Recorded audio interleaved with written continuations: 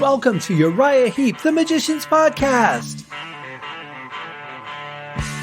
I'll be covering every studio song the band has recorded and every bonus track that I can find.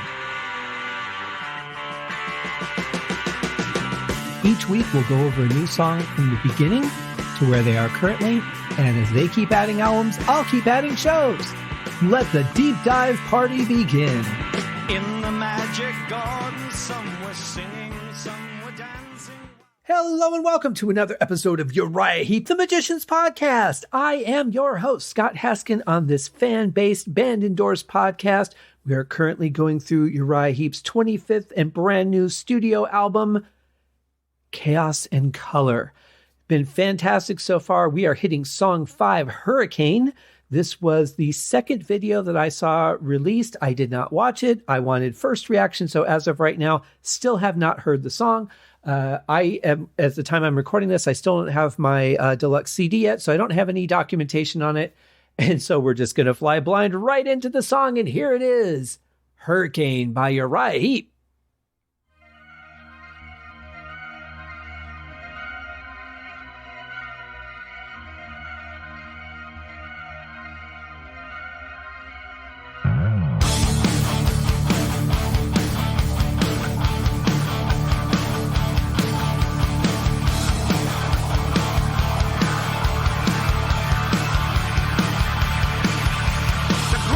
I really dig that opening on the keyboard of Impending Doom. That's some great playing and writing by Phil Lanzon.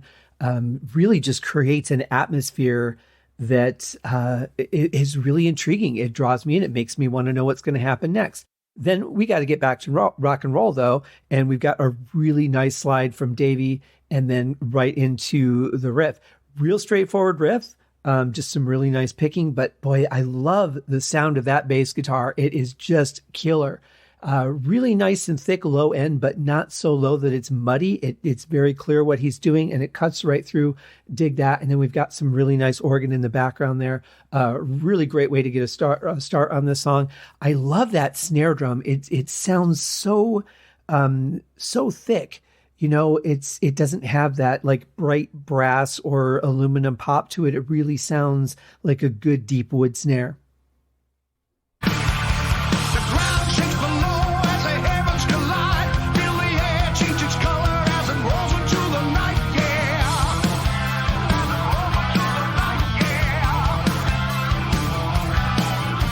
The gods. You know, even though this isn't filled with like ethereal horror movie sounds, it has the feeling of impending doom or a horror movie kind of scenario between the opening that we heard and then what Mick was just playing. It really feels like that. It could just be my imagination. You guys might be interpreting it a completely different way. I don't know, but I definitely get that feeling. And the short bursts of vocals are like telling little snippets of the story. So I'm curious to see where this goes. The sky let the battle commence. A trickle of water turns into a torrent.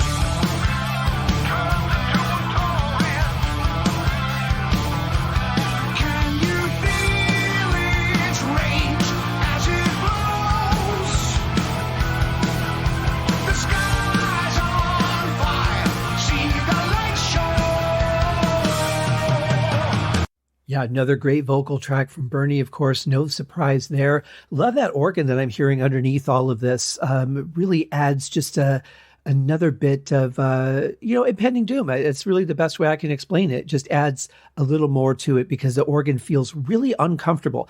It's not out of tune or anything from a musical standpoint, but there's something about it that just puts me on edge. And I really like that. I've never experienced a hurricane myself. I have experienced plenty of tornadoes having grown up in the Midwest. And, the Midwest of the United States, I should say. There's probably a lot of them around the world. But being in Michigan and living in one of the 5 major tornado counties, there were quite a bit of green skies and hours spent under the basement stairs wondering if we were going to have a house or not.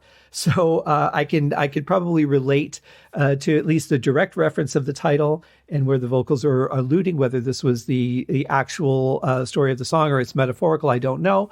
But in any case, yeah, really cool. I really like the feeling of this.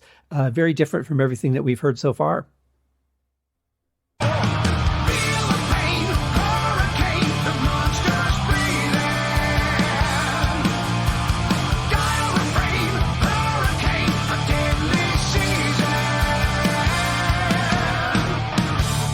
before we get into whatever we're about to hear, which I'm really excited about, I really like the chord progression underneath the vocals in the chorus. It's really interesting. And that's one thing I've always said that Uriah Heep is good at, is finding things that are different from things that I've heard and finding interesting ways to move a song along. Yes, the choruses are heavily about vocals and a lot of times like the way Mick plays little fill-ins here and there. But, you've got to move all that forward, and you can do that with bass and drums. But it's nice when there's something interesting behind that instead of just like, straight chords with, just like hitting it and letting it ring out for a measure or two. I really like what I'm hearing behind that.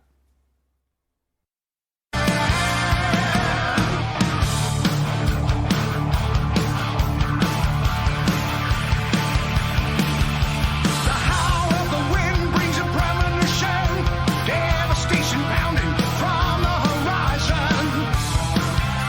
From the horizon. The majesty of might draws a power. Just listen to the camaraderie of the guitar and organ in this part. It is so well balanced. Each of them getting to shine, each of them saying, here's my part, but not encroaching on the other one, not really overriding the bass or drums because we can still feel those, but just kind of stepping in and making a little bit of a statement. Very well done. And I love that grit in Bernie's voice on this song. When you're talking about a song about like devastation, doom, destruction, that kind of thing, having a bit of grit in your voice really helps drive those points home. It just adds a little to the intensity to me. And it sounds really good. To the ground, flattens the earth with a terrifying brutal sound. With a terrifying brutal sound. Can you feel its rage? The demon grows. The air's alive, an electric freak show. You know what I find interesting is how much Russell's laying back on this song and letting the song breathe. As a drummer with a song of this tempo, I would probably be tempted to not only do like intricate snare fills or snare tom combinations, but probably even start them a little bit early, like an eighth note early, and do something very dynamic. But I really like that he's laying back and letting the song breathe through this point. I'm wondering if that will change as we go forward in the song. I don't know yet, because like I said, this is the first time I've ever heard it. But that is some serious restraint on a song like this. This tempo is a drummer's dream.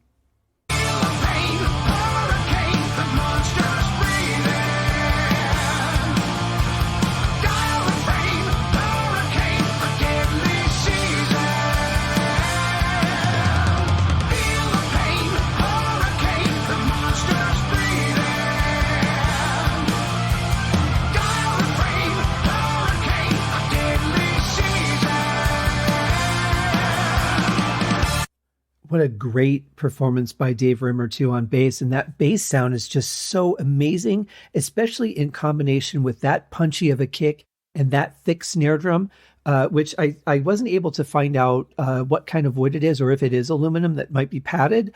But it is a 6.5 by 14. So it is a little bit of a deeper snare, which definitely helps with the depth of that sound. Not surprising to me that it's that deep. I like that sound myself. I think it sounds great. It doesn't cut through like a piccolo, which is great because that can get really weary on the ears, especially if you're using that for the majority of your album.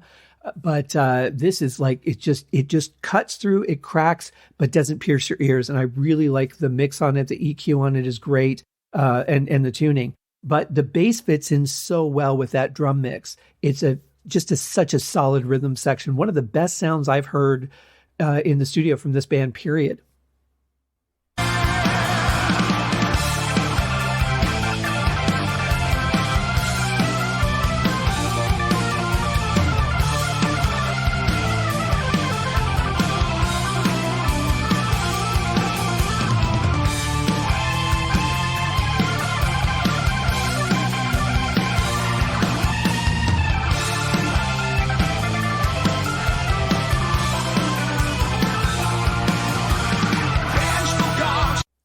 Phil is just on fire behind that Hammond, isn't he? Very energetic solo, really intense. Love the performance on that. And I love the organ sound. I mean, it is just the right amount of distortion on there where we're really getting the clear-cut oscillation, but we're also getting the bite of the distortion without it dominating everything. And of course, he's playing everything in the slightly higher register, like, above middle C. So we're getting, not a lot of low notes kind of drowning things out. But that was a really, really kick-ass solo. Vengeful gods castigate as we pray our sins away. Elders cry to the sky, forgive our shame, let us remain.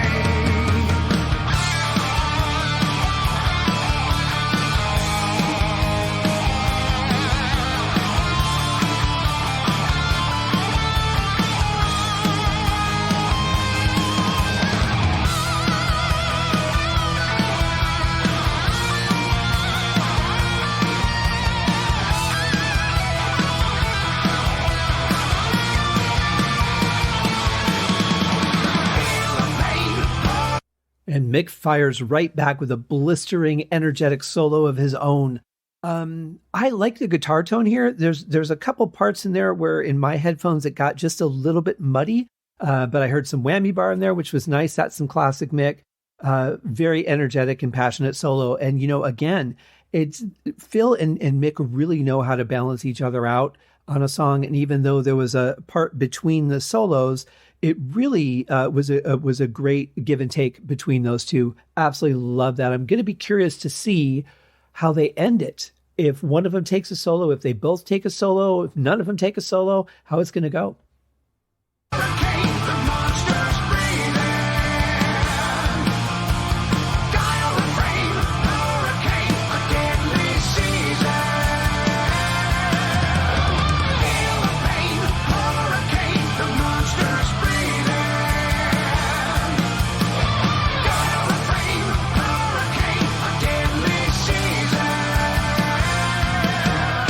I like those little fill-ins from Mick. Those sound really good. They're very simple, just a couple of notes, but they come in, they have their impact, and it breaks up, the chorus a little bit, gives us something to divert our attention before the repeat comes. Very nicely done.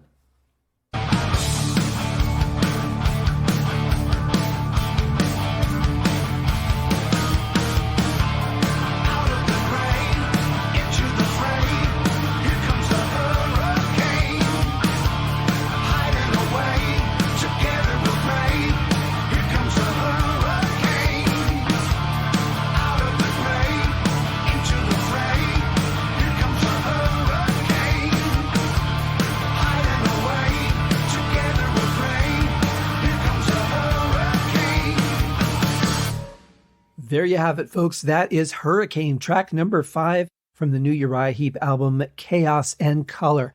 And, another one that ends with a dead stop. I like that. They're certainly setting themselves up to be able to play any of these songs live without having to write an ending because they've already written endings. Very, very well done. I love the sound of it. I like that last passage. That was a great kind of unexpected change there towards the end. Really cool. That's something that you could really drag out musically too. You can drop down into the last pattern and do all kinds of things over it. Mick could keep it up while Phil put some effects over there and really, build up some creepiness. Bernie could just start kind of riffing there if he wanted to, and they could really extend something like that on stage and make it very interesting. But I think this is another fantastic song. I could see why this is one that they chose to release just ahead of the release date of the album. I don't really know how singles are working these days as far as like a single release. I don't know if they're just going out to like playlists and radio stations and things now, because we don't have single 45s anymore. We don't have single cassettes anymore.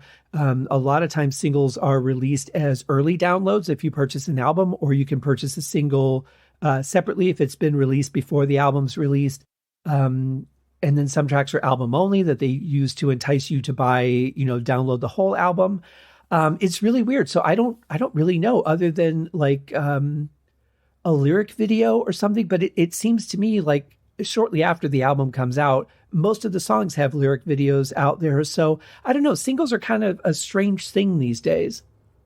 So other than like playlists and radio play, I guess there really aren't singles anymore. Or, like this was released a day ahead of the album, but as soon as the album comes out, now it's just another album track. Unless it's being promoted somewhere specific, like a playlist. So I don't know. It's a really weird thing, but in any case, I could see why they chose to use this as a teaser the day before the album came out, because it's a great song. If I was a rock and roll fan and heard this song, I'd be like, who the hell are these guys? I got to check more out, because that's a killer song. When you're talking about destructive weather, you've always got great subject matter, even if you're using it metaphorically. You could just go with so many different directions with something like that. It's a great piece of subject matter, some great riffs, a lot of changes, another solid ending, some really cool surprises in the song, and another winner off of the album. So I'm very pleased with this album so far. I hope you guys are too. I have not seen any negative feedback on the little bit that I've looked on the internet. I haven't seen anybody say anything like, well, this song isn't that good, or anything. Like, everything I've seen has been 100% positive towards this album. Who knows if that'll continue, because not everyone's going to like everything, and that's okay. It's all in how you talk about it and how you handle it. Be an adult. So, another great song. It is Friday if you guys are listening to this in real time. So I hope you all have an absolutely fantastic and wonderful weekend. Do something great for yourself. Do something great for somebody else. Have a wonderful weekend, and we'll see you on Monday for another episode of the Magicians Podcast. Cheers. Thank you for joining me on this episode of Uriah Heep, the Magicians Podcast. If you have enjoyed this show, please consider going over to Apple Podcasts or your favorite podcast outlet, leaving a rating or a review. Be sure to subscribe to make sure that you are notified when new episodes are available. Please be sure to share this podcast with your fellow Uriah Heep enthusiasts and anyone who you think would like Uriah Heep, which should be everyone. And if you are so inclined, please feel free to contribute to the Patreon account. And if you are not a Patreon subscriber, you can also pay through the PayPal link on the website listed in the show links below.